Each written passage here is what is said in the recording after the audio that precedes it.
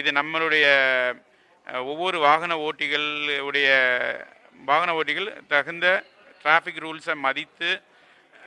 ரூல்ஸை மதிக்கணும். மற்றும் வந்து செல்ஃபோன் யூஸ் பண்ணக்கூடாது.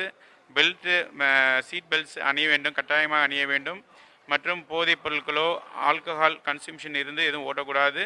தரமான வண்டி யூஸ் பண்ணணும். மற்றும் வந்து ஹெல்மெட் கண்டிப்பாக அணிய வேண்டும். ஹெல்மெட் வந்து தரமான ஹெல்மெட்டை அணிக்கணும்.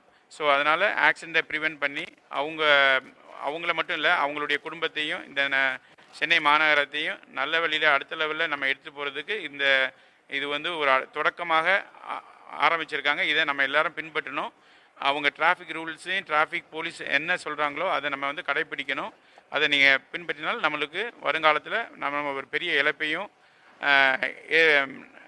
பெரிய இழப்பு இல்லாமல் வாழ்வதற்கு நல்ல வசதியாக இருக்கணும்.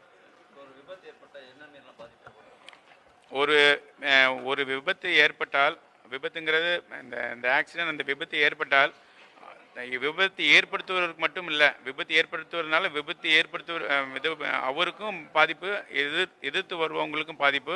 அதனால் அவங்களுக்கு வந்து உடல்நல பாதிப்பு ஏற்படுறதுக்கு வாய்ப்பு இருக்குது, மனநிலையில் பாதிப்பு ஏற்படுறதுக்கு வாய்ப்பு இருக்குது, ஃபைனான்ஷியல் பாதிப்பு இருக்குது. சில டைமில் வந்து அந்த ஒருத்தரை நம்பி தான் விபத்து யார் ஏற்படுத்துகிறாங்களோ அல்லது விபத்துக்குள்ளாகிறவங்கனால ஒரு குடும்பமே அவங்கள நம்பி இருக்கும். ஸோ அவங்கள நம்பி குழந்தைகள் இருக்கும், அவங்க ஃபேமிலி இருப்பாங்க, அப்பா அம்மா இருப்பாங்க. ஸோ இது வந்து லைஃப் லாங் வந்து அவங்களுக்கு ஒரு பெரிய மன அழுத்தத்தையும் எல்லாமே ஏற்படுத்தும். ஸோ அதனால் முடிஞ்ச அளவுக்கு ஒரு குடும்பங்கிறது எவ்வளோ முக்கியங்கிறது தெரியும் உங்களுக்கு எல்லாத்துக்கும். குழந்தைகள் ஏன்னா ஒரு பேரண்ட்ஸ் அடிபட்டால் குழந்தைகள் பாதிப்பு, ஒரு குழந்தைகள் பாதிக்கப்பட்டால் பேரண்ட்ஸ் வந்து பெரிய லெவலில் பாதிக்கப்படுறாங்க. ஸோ அதனால் முடிந்த அளவுக்கு விபத்தை தவிர்த்து கரெக்டாக நம்ம அந்த ரூல்ஸை ஃபாலோ பண்ணி நம்ம இருக்கிறது நல்லது. விபத்து இங்கே வந்து ரோட் டிராஃபிக் ஆக்சிடென்ட்ஸ் வந்து வராங்க. அது வந்து என்னென்னா என்ன ரீசனால் வர்றதுன்னா, நிறைய பேர் வந்து ஆல்கஹால் கன்சம்ஷனில் வராங்க, போதைப் பொருட்கள் யூஸ் பண்ணி வராங்க, கண்ட்ரோல் இழந்துடுறாங்க.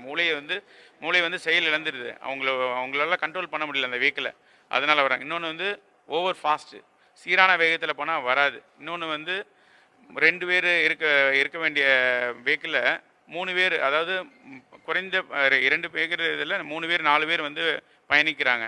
ஸோ அந்த பேலன்ஸ் இழந்துருது அந்த வெஹிக்கிள், அதனால வருது. பிரேக் சரியில்லாமல் வருது, வெஹிக்கிள் நல்லா இல்லாத வெஹிக்கிள்னால வருது. ஸோ அதனால் இதெல்லாம் நம்ம ப்ரிவென்ட் பண்ணனா நம்மளுக்கு வந்து விபத்தை தவிர்க்கிறதுக்கு வாய்ப்பு இருக்குது. ஆமாம், மாணவர்கள் வந்து அதான் நான் ஏற்கனவே சொன்ன மாதிரி அடலசன் ஏஜ் குரூப்புக்கு வந்து நீங்கள் வந்து பெற்றோர்கள் வந்து ரொம்ப கண்டிப்பாக இருக்கணும். அது வந்து காவல்துறையினர் மட்டும் அதை கண்டிச்சா பத்தாது.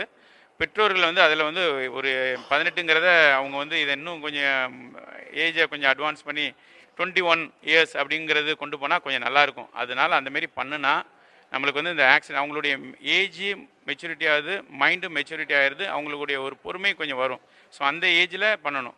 ஸோ அதனால் அது போக ப்ராப்பரான ட்ரைனிங் எடுத்துருக்கணும், லைசன்ஸ் எடுத்துருக்கணும்.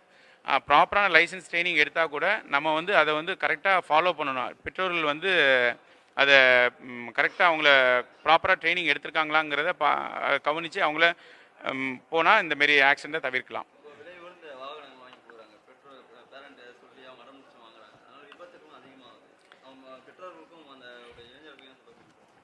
அதான் பெற்றோர்கள் வந்து அவங்க குழந்தைங்க நல்லா இருக்கணும், அவங்களும் நல்லா இருக்கணும், அவங்க ஃபேமிலியும் நல்லா இருக்கணும் அப்படின்னு நினச்சா கண்டிப்பாக இந்த விலை உயர்ந்த வெஹிக்கிள் மட்டும் கிடையாது, அதிகமான சிசி, அதாவது நம்ம ரோட்டுக்கு என்ன லெவலில் வண்டி ஓடணுமோ அந்த லெவலில் வண்டி வாங்கி கொடுத்தா போதும்.